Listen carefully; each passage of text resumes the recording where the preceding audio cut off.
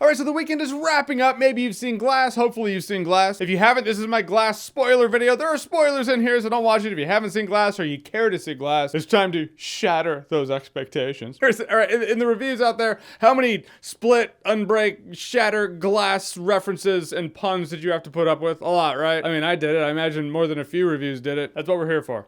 We came on YouTube to one day do dad jokes. And a final and very important warning, this video is filled with my personal opinion and total biases. If you're expecting anything else, will allow me to shatter your expectations, possibly at the expense of your enjoyment. All right, so here we go. And we'll start out on a positive note. The way this movie starts out is David Dunn is looking for the beast. He's looking for Kevin, because Kevin has some hostages, and so he's looking for him, and that's really yeah, that's exactly what this movie would be. At the end of Split, I was like, oh, sweet, he's going after him. And he did, and it was great. It was amazing. Then they all get captured, and they're in this facility where Sarah Paulson's like, this is all in your head, you're not heroes. Point is, they're in this facility, and where I feel like a lot of people have said this is when the movie's boring. This is still good stuff in the movie. Act 1, Act 2. Best parts of the movie. I like the facility. I like the slow crawl. I even like when you start seeing Mr. Glass go, all right, I'm figuring this out, and I'm gonna start exacting my plan. Not only does he pull one over on everybody, but their cells were so comic book, right? The rooms they're all staying in have that thing that's essentially their weakness and is keeping them at bay. Nothing's more comic book than that. Logical? No. But for what this movie is, I thought that was neat. There's this neat scene where this guy is just flipping this switch, trying to have different personalities come out of Kevin. And that scene, oh my God. James McAvoy, man, robbed for the Oscar for Split, or at least Oscar nomination. Come on, he had to have been part of the conversation. And David Dunn's room has the sprinklers, which I feel like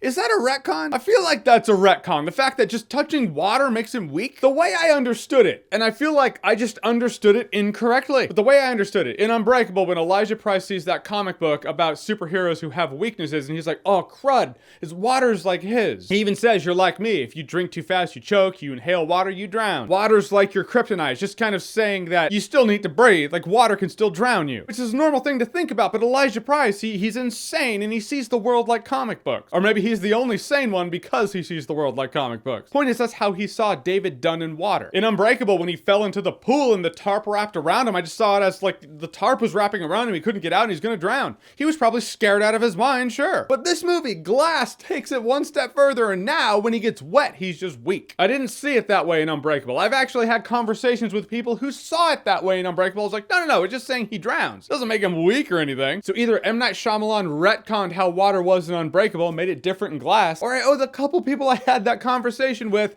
about water in Unbreakable an apology. However, I will say this movie does touch on mental makes physical. Like, it doesn't quite hit it home. It does touch on the concept of the brain's power over the body. If you believe something, if your mind makes it real, it then physically manifests in you. They've already touched on that in Split. That one doctor was like, when their brain chemistry changes, their body can do things in other personalities they couldn't otherwise. The way it was presented, I was like, I can buy that, sure, in that fringe way. Same with Unbreakable, but the leap I had to take in Unbreakable is the fact that he touches people and then he can kind of just see flashes of the things they've done wrong. I was like, all right, that's the mystical element there. But when Sarah Paulson's talking to them, she's like, no, what you do is you're good at deductive reasoning. You're essentially the mentalist. You size people up and you know where they come from, what they've done immediately. You're like next level Sherlock. I really like that because I was like, that explains in a buyable way, though you do have to take half a leap, but still grounded in the realm of reality, be it maybe an exaggeration one. It explains that ability he has. I really like that. Until at the end, she was like, I was just bullshitting you. It's not real. I was fucking with you. Did you think you were normal? And I was like, oh, does that undo that conversation? Because I feel like that was a really good description. I feel like that was a really good basis as to how he could do that. So in that, I can say that's what the water thing is. He had trauma when he was a kid. Now he's deathly afraid of water. He believes water is his kryptonite and that it would hurt him. Ergo, when he gets splashed with water, he freaks out and he becomes weak. Kind of like James McGill's brother in Better Call Saul. It's not like electricity is actually killing the guy from all fronts. If you have your cell phone around him, it's gonna melt his brain. But he believes that, so his body physically reacts to that. And I feel like that's what the whole water thing is playing off of. So when thinking about it more, I can buy that, and that's a really fascinating thing. It's a fascinating phenomenon study of the brain's power over the body. But this movie never really hits it home,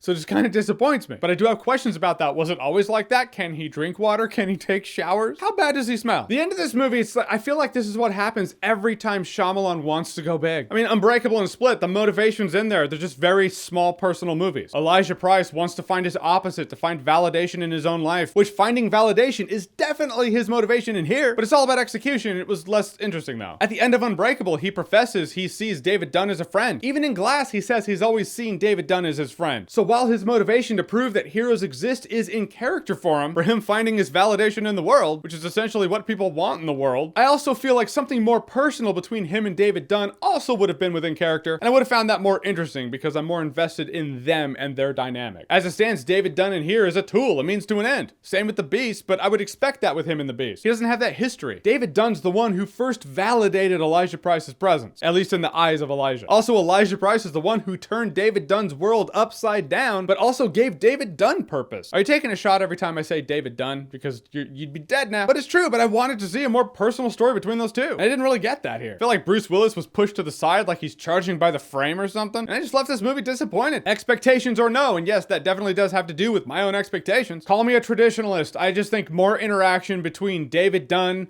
and the mass murdering terrorist who uprooted his life, but also gave more meaning to his life, would have had more payoff after a 19-year wait. But this should be. Also, why is she in this movie? There's no reason for it. She's in this movie so she can touch the Beast, bring Kevin out so Kevin can get shot and killed because the Beast, I guess, can survive bullets. She shot him in Split. He survived those. Like, if she shot him in the face, he probably wouldn't have walked away from it. But as it stands, she didn't shoot him in this movie. Some other guy did. From the Court of Clovers. Point I'm making is you get a military sniper with some high velocity shit, shoot the Beast in the head or the heart, he's not walking away from that. Doesn't matter who is or isn't touching him, he's dead. So you don't need her. And I just didn't need the Court of Clovers to exist. I didn't need some super secret shadow organization that's been pulling the strings from the beginning. It's just lazy to put something like that in a movie like this. It feels cheap. It creates loopholes. Like, why weren't they on David Dunn the moment they heard the newscast that Elijah Price heard? The moment there was a train crash that was on the news and they heard there was a train crash and miraculously there was one survivor, why weren't they at his door? Just looking back, those shadow organizations, you have to write them well, otherwise they minimize the effect of what came before. But I guess we need them because now we need an answer as to why there aren't more heroes out there. Why is there just the Beast and the Overseer? I believe they call him the Overseer, or the Tiptoe Man. But now we have our answer. This organization convinces them that they're full of shit, or they zap their brains with a laser. And now we know, in case you were asking, but I was never asking because Elijah Price answered that in Unbreakable. Someone who doesn't get sick, who doesn't get hurt like the rest of us. And he probably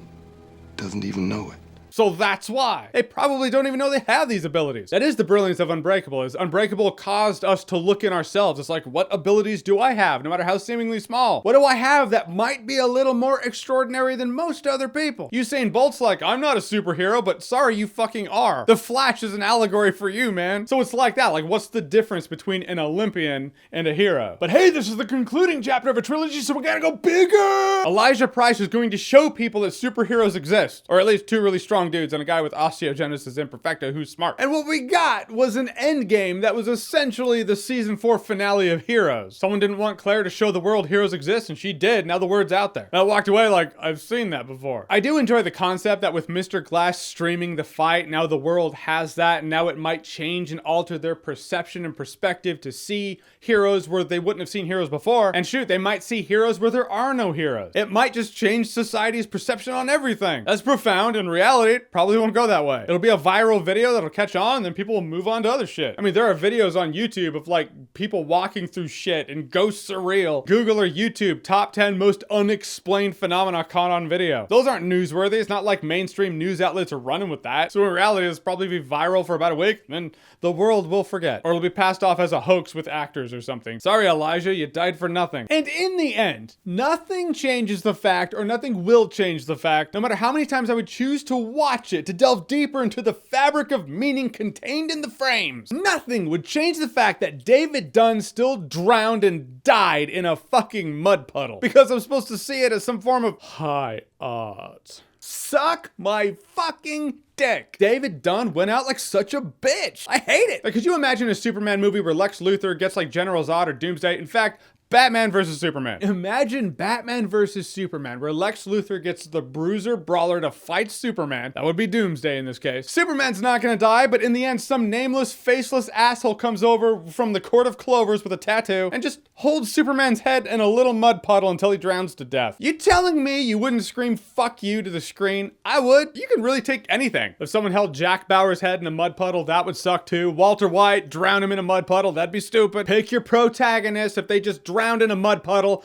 by Jack-Off Joe Blow Nobody that was first introduced in the frame, in the scene, the shot that drowned the person, that would be dumb. And it was dumb here. Granted, on one hand, I recognize that showing how easily someone who's that strong could go out could be a profound moment. But the payoff with that moment's forged in the story arc at hand. It's how you treat the character here, where he came from, his legacy, his arc. I just didn't feel the payoff here. I feel like this was Shyamalan trying to have his Coen brothers moment, and I just don't feel it worked. So yeah, those are my thoughts. Agree or disagree. That's how I feel. It really was the end. I would have been fine with the movie if he just stuck the landing of the end. I just feel like bringing in a super secret organization was lazy. The fact that he got the message out doesn't mean anything to me. If this came out in the early 2000s, that would be profound. As it stands now, it's not, no one's gonna care. I don't need something grand, like I said, just personal. I don't need something big, like they did the big ending. Essentially, they might just change the world if people on the internet don't forget about it in a week. But that's less fulfilling than a movie that really revolved more around David Dunn and Mr. Glass. Undeniably, just with human beings, people. If an ending falls flat, feels awkward or unfulfilling, it just leaves you there feeling like, huh,